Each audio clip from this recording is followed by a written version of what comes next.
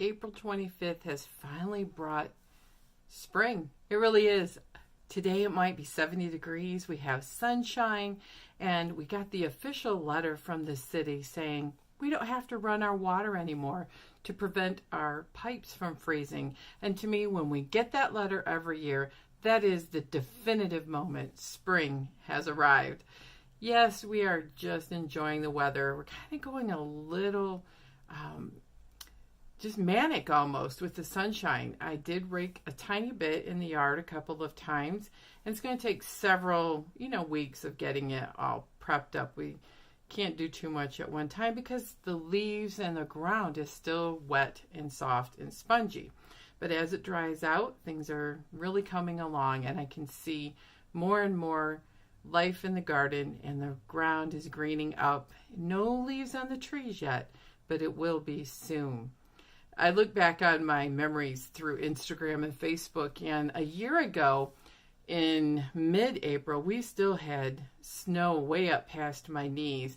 And 2 years ago, it was like now. It's springtime, and I remember taking quilts outside and photographing them. So overall, we are having a very typical spring for Northern Michigan. So life on the 45th parallel has been actually pretty quiet here. We are in between seasons, which means spring is arriving, but that means we haven't got into full camping mode for tourists to come to town because it's a little cold at night, and even this weekend they use the S word. Yes, it might snow and sleet overnight, but it should warm up and not stick around. So people don't like camping so much in that weather. School is still in. There's no snow for snowmobilers. And, town is quiet. And I like this time of year in the spring and the lull in the fall where we have a low amount of tourists, because then I can go shopping and I can enjoy the peace and quiet of our little sleepy town. I can go to the quilt shop and it's not full yet because, Delphine's is a destination quilt shop where a lot of tourists come. And so I'm careful to go on days and shop there when there's not a lot happening, because I don't like going in when there's like 50 or 100 people off a bus. It makes it stressful for me as a shopper. I can't imagine the girls who work there. They do such a nice job. So remember, Delphine's Quilt Shop is my local quilt shop, and just about 4 doors down. I have to be so careful not to spend all my money there. So I thought I'd start out this week with our Creative Souls update. We have foregone the zine for a while because of computer issues, but that doesn't mean my sister and I aren't creating things. My sister has been doing a lot of gardening because she lives 3 hours south of me, and she's got some plants going, and she had some great ideas of upcycling unused glass, or some people would even call it junk. She's found them at garage sales and thrift stores, and she updated them by putting succulents in them and other little plants for a Alice in Wonderland teapot inspired garden. It's going to be so cute. My fairy garden, I'm in the planning stage because I may have to do some redoing. But she inspired me because I can't find an unused teapot yet. I haven't been to the secondhand shops or yard sales, but I did upcycle a little bowl. And with my new Cricut Maker, I put a little doll face. It's just closed eyes, and a little smiley on it, and I fell in love with that. It's a little vinyl sticker. It's a little fiddly to put on because it's very little. And if you're watching this on YouTube, you can see how cute it is. But then in the cupboard, I found these teacups that I don't use because they're wide at the top and they don't hold enough coffee or tea. I like the bigger mugs. So these aren't too delicate though, which makes it great because I'm going to put a smiley face on this teacup. I have a set of 4, and then I'm going to plant some succulents from my garden. I don't know the names of them, but my daughter-in-law is way into succulents, and I thought the one I had was just plain hens and chicks, and it's not. And I have some little tiny sedum, and I thought, wouldn't that be fun? I could either put these teacups in the fairy garden, or I could bring some of the succulents from the outside that have overwintered inside and make my kitchen and even my sewing space, podcasting space, aka the dining room, have some real plants. And I thought, oh, this has a little molded detail at the top that's a little curly and a little, it has almost a Zentangle curvy feel, and the cups are nice and shaped where they're wide at the top and narrow at the bottom. And there's a little teacup in a Disney movie named Chip that was this shape with the big loopy handle. I love it. So this gives a nice modern feel. This is a beige cup, but it could be totally updated with that little smiley face and some succulents.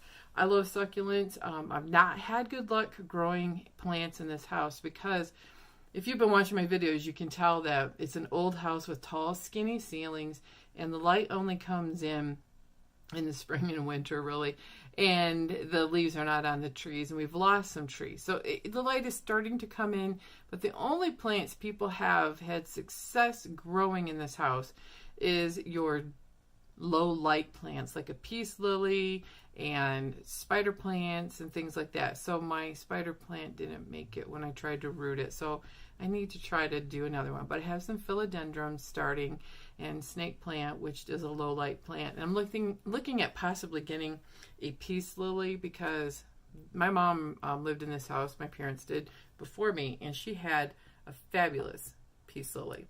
And I think the succulents, if I can position them right and keep them warm, that will be great. So that is one thing that I'm doing, that I'm putting in the Our Creative Souls, because my sister inspired it. It's crafty, and I am just thrilled with it. The other thing my sister and I are doing are looking for crafts that we can do that is a pick up and put down project. So my sister is upcycling old fabric that no one wanted, and she is putting it in long skinny strips, making twine by twisting it into a rope and a cord. She's making a braided rug, and then she's using it as a cord for other types of crocheted rugs and things like that. And you know what? They're beautiful. They're upcycled. Just costs her time and a little bit of yarn, because the fabric is all things that no one wanted, was destined for the trash or donations. So she's pretty happy about that as she's setting up her new some of her children are getting older and moving out, so one of the rooms has been made into her yoga studio / creative space where she finds her zen. And I have to say, I love that, and that's why I have my dining room updated, because it's my zen place where I sew and create. Now the long arm's upstairs, and that is a very zen space too. I like whimsy. I have found my inner child, and my sister has encouraged in finding it. So I hung my pom-pom garland in the dining room, and you can't see it on YouTube, but it's a nice garland with bright pink, dark pink, teals, and whites. I took down the heavy, stuffy valance that was browns. It matched all the dark brown woodwork, and it just made it really dark in here.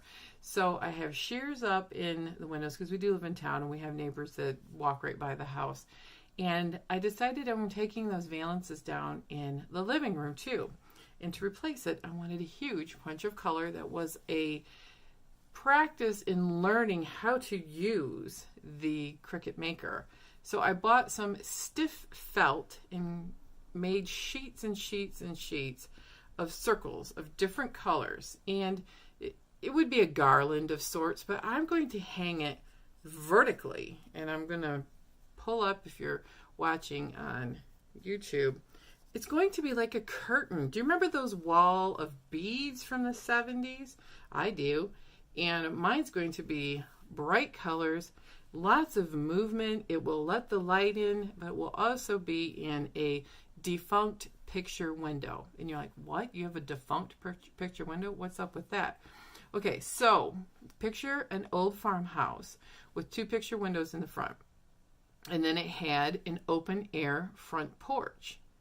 And then what they did, because the winters are so cold, they wanted to enclose that front porch to block the wind. And there probably was a time when people decided that it's too cold up here to sit out on the front porch waving at everybody going by.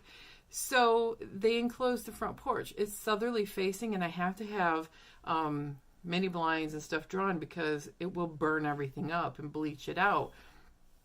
But it doesn't get really warm in the winter, nor does it stay cool in the summer. So the picture window is between the living room and that enclosed front porch. And the enclosed front porch right now is kind of set up with some antique furniture, like old curved back couch and an old buffet. And I was trying to set it up as a reading area, but it just doesn't, I just don't use it. So it's become a place for my quilt storage in boxes where UV light can't come in, and a storage for place that I don't want to be in a damp basement or a attic that's not climate controlled, because it's marginally climate controlled out there.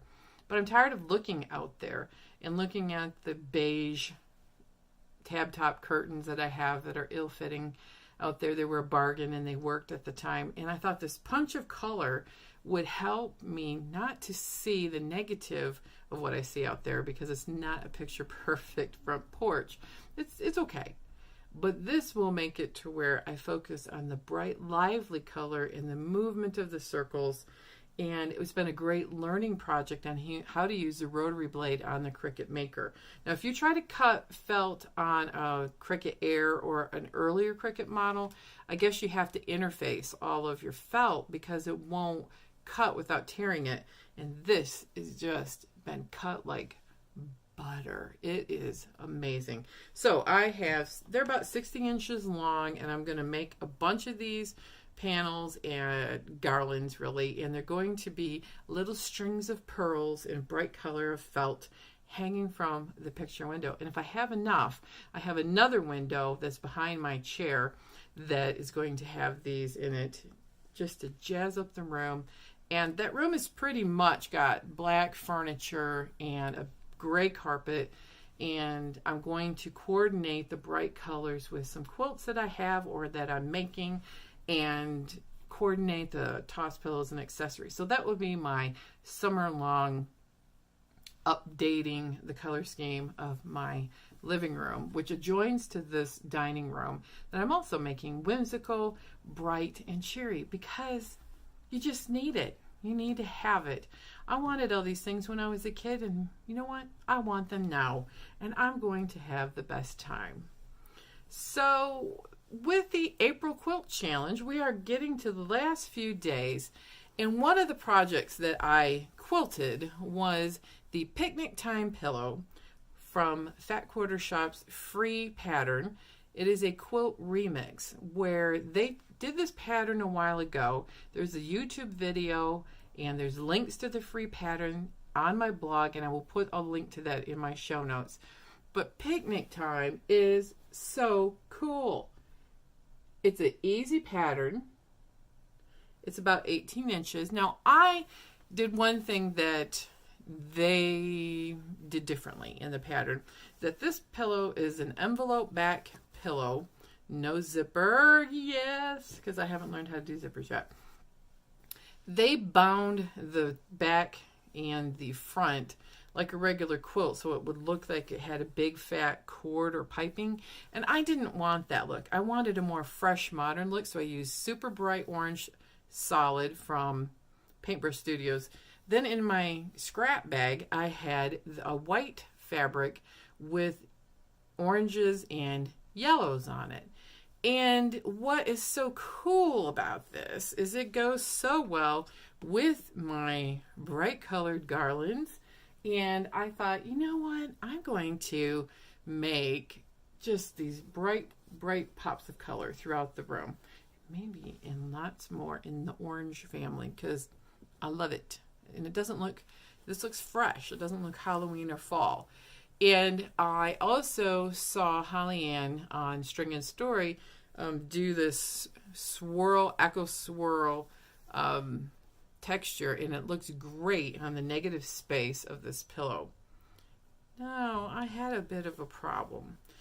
Number one, I didn't have a lot of money or time to run to the store to find a pillow form that would fit inside. You can hear me squishing it to fit inside this pillow. So what I did was I stuffed it with batting cutoffs. Oh yeah, it's great, and it's not overly stuffed, and it gives a nice finish, but it's still a pillow, and it's still useful, and it's gorgeous, and this one is staying with me. It's not going anywhere. That was super fun. So with the quilt challenge, I have missed probably 4 days in the entire month, and I made that up by about 3 days where I did 2 15-minute sessions of quilting. So the challenge was to do some sort of quilting every day for a month and check the progress at the end of the month or the beginning of May. I have really been doing great. And what's fun is that it's motivated me to get 15 minutes a day or a few times a week on other projects like the circle, garland, or curtain. And it also helped me to get motivated for my Harry Potter Gryffindor scarf, which is approaching the 75% mark that I'm knitting, and to get ready for all of the crocheting projects that I have ready to go.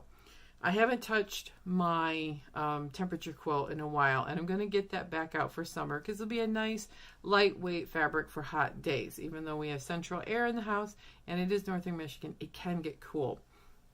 So when I went to Quilt Group last month, I was asking about pointers on how to do English paper piecing, and one of the girls brought in a whole stack of 3/4 inch hexagons, and she didn't have time or energy to finish these tiny, tiny little hexagons. So someone else took them because she does English paper piecing, and she made a Riley Blake snap bag. I have pinned this on my Pinterest as a project to do, and listen, it snaps. Why? There's a magic up here. There's 2 squares that are folded up into the binding that act as handles. She appliqued the antique paper pieced English paper pieced hexagons. They had some basting stitches in there, and she left the basting stitches in, and it gives a great finish. And she had lots and lots of reproduction, Civil War reproduction fabric, and the bag snaps. It's got tape measure, like a metal tape measure cut to length to give the top a nice secure snap. Oh, it's perfect. I took all my medicine to my doctor's appointments. So this is a free pattern out on the internet. It's motivated me to try to make one in maybe orange and bright colors. It'd be a great project bag. It's a great bag at this size. It's probably 6 inches deep to carry medicines to appointments because that top seems to hold it pretty secure.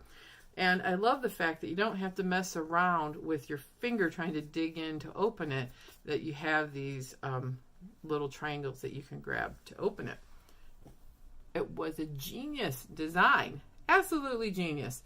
And I will put links to the show note for that because I've decided this year I need to start thinking about Christmas projects earlier. Last year I made a few things for my nieces and nephews and my brother and sister and my parents, and I stressed about it all fall, and then I did get some things made, and I made the deadlines. That's what I'm trying to say. But this year I want to do something new and exciting and using the Cricut Maker. And I thought, but this could be super fun because you could use the Maker to do a decal, an iron-on, like for a t-shirt or something. And I think that would look great too. And I think the kids would love the snap, the grandkids even. They could use these for like little purses or some little carry-on. Maybe put a strap in the seams out beyond the snapping part for them to carry it as a little purse. Could be a lot of fun. Could be a lot of fun. And then some novelty fabric. Sounds great. It does sound great. I'm getting excited about it. So that is a Riley Blake tutorial that I saw on Pinterest, and I will put that in the show notes too. So there'll be links to 2 free tutorials, and I encourage you to look for all these free tutorials. People put this content out there, and it's amazing how much stuff is out there. Speaking of free tutorials, Our Creative Souls has tutorials. We're trying to put 1 or 2 up a month, and we have craft tutorials on how to do all kinds of things, including my little owl pincushion / sewing bag organizer. So that's a lot of fun. I just love doing crafts and tutorials, and it's been great fun. So on the quilting front, it's been the 15-minute a day challenge that I talked about with very little sewing. It's sewing to prep the back, sewing to get some borders on. But I also started a pineapple quilt, paper pieced. I love paper piecing. I love it so much. I wonder why I don't do it all the time. And I'm working on a pineapple quilt, and it's going to be part of a quilt along with Fat Quarter Shop that's coming up. So watch for all of that. And I picked the brightest colors in rainbow. And I decided this morning, I'm like, when did I become a rainbow colorway person? I never really liked rainbow. I thought I hated rainbow. But everything that I'm doing is rainbow. So I'm using Tulip Pink Zuma, which is very saturated, solid colors for the pineapple quilt. And I got about 3/4 of the first block done. And it's going to be pretty good sized if I can stretch my fabric out far enough. And we can add scraps and things. And guess what? I have scraps of Tulip Pink fabric too that will go with this. So pineapples, fussy cut centers maybe? Yeah, I'm pretty excited about it. So more to come on the quilting front. And I have decided this year to just keep working on the minis. And my mini challenge right now is the Step Into Your Art Challenge. And I got totally stuck on this month's using the color wheel. I hated what I did, and I cut it all up. And I haven't re-sewn it back together. It's the 25th. I don't know if I'm going to get it done by the 1st of May. And I may think about it more into the first part of May and get something out, at least get the top part. But I hate what I did. I absolutely hate it. I took some soft felt circles, cut them out with a Cricut as an experiment as to how to use it. And I don't like it. And it didn't follow the challenge, which was use a color wheel using yellow, and I used orange instead. And I don't know. I may just use bits and pieces of this as we move along, or I may just throw it all away and start again. You ever do that? I don't throw away projects very often, but this one's really bad, and I'm not liking it at all. And I've been letting it sit for about 2 weeks, and the more it sits, the more I don't like it. And that's the problem I'm having with art quilts. Improv I do better at.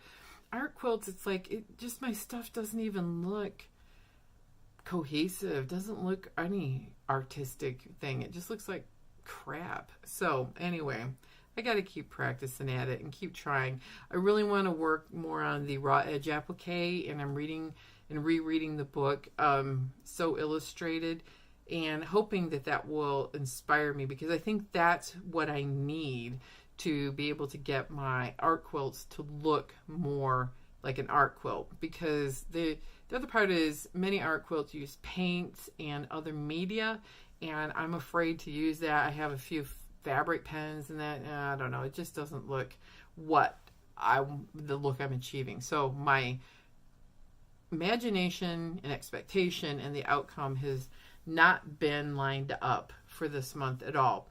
And I'm not going to pitch, it's just a little piece. I'm not going to pitch it right away if I can't recycle it into something, but I may just hold it to try to use it as inspiration or as something to learn from in the future. So art quilts, it's been hard. It's been very hard. I thought that I would naturally go into it, but I'm realizing I am not an art trained quilter. I do not have an art background, and to do art quilts, you need probably more art training than I have ever received. And it just brings up the frustration inside of me of, do you remember the story I told about my art experience in school? It wasn't very good. And maybe that's where this lack of confidence comes from is when I was in middle school, I had been taking art classes. I loved arts and crafts. I loved painting. I've always loved textiles and knitting and embroidery. And so I was just like so excited because I wanted to learn how to be better at drawing and painting and using watercolors because that was all part of the class. And I was an A student. I get to middle school. Now you gotta remember, it's probably before middle school. It was more like 5th or 6th grade in the 1970s. And I got a C- in the class. And I brought it up to an overall C. But my parents were like, she's an A student. What's the deal?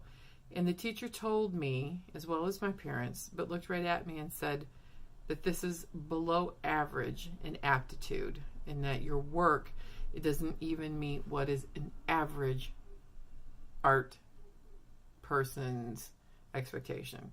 I was below average in drawing and painting, and that to get an A, you had to have some innate art talent. And basically that I wasn't talented enough to get above a C-, that I barely passed the class because I wasn't good enough is what I heard. I wasn't talented enough, and I might as well continue to study arts, sciences, and if I want to do something creative, maybe take band, because drawing and painting and being an artist was not something that I would have for a day job. So anyway, that's where this art thing, I thought maybe I could overcome some of that. 50 years ago, here we are. I'm still hurt by that and trying to overcome the lack of confidence in making an attempt at some weird art project, because they're weird. Mine are weird because I don't know what I'm doing, and I look at them and even I say they're really weird. So I'm going to keep working on that and overcoming that inner child saying, you don't have any talent in this. You were told you will never be above average. In fact, you barely make average. You're below average. See, all of those things, how many years of positive things does it take to counteract that? And it still has stuck with me. And I've decided I'm never going to tell anyone something like that. And only encourage people, especially in quilting and in creativity, because it's really all about, do you like it? And did you have a fantastic time making it? So that is a recap of this week in my Creative Corner 3 and our Creative Souls update. I'm just so excited now that spring has sprung. We have some warmth. I can move around a little bit. And the spring is my twice-a-year doctor's appointments, and I've had a plethora of them. And I'm almost to the end, and maybe I'll get new glasses, and you can see my new shades or my new specs the next time on the podcast if you're watching it on YouTube. And I've got all of the dental and all of the specialist appointments, and things are going well, and just keeping on the track of health and trying to be as healthy and doing things for wellness that I possibly can. So I'm feeling really good today about all of the things I've accomplished. And I'm going to do a recap video for YouTube and then post it on the blog of all of the things I did. And tomorrow I'm doing something that I have never done, and that a friend of mine that I've known for a long time, who is a big time quilter, going on a shop hop, and not in my hometown. She lives 2 hours away, and she wants someone to go with her on a 3 quilt shop hop. I'm assuming that there's going to be specials at all the stores. I got my little passport, and I think it's Shop Like a Pirate theme. It's just crazy funny when you watch the promotionals, because the guy's wearing a pirate hat and a patch and has a parrot on his shoulder, and it's hilarious. So I'm going to 3 quilt shops tomorrow. I'm going to see what kind of good stuff and my bright colors, and maybe get some backing fabric so I can finish off my quilts. That's what's holding me up. I'm realizing I don't have any fabric to back them with. And that is going to be an experience. There's also a little quilt show this weekend. I'm not sure. Maybe I'll have time to go do that too near one of the quilt stores. And it is becoming closer to quilt season for shows up here. And I'm excited about that. So everybody, you have a fantastic week. And did you find that you have turned into a rainbow colorway person too? What are your favorite colors? And what kinds of creative things have you been working on? Let me know in the comments on show notes, which is at mycreativecorner3.wordpress.com. You can listen to the podcast on any podcast streaming device, including iTunes, Stitcher, Player, FM, and Google Play. Leave me a review or a comment, and I would be just thrilled to chat with you all about the things that we have been working on. Quilt on, everyone.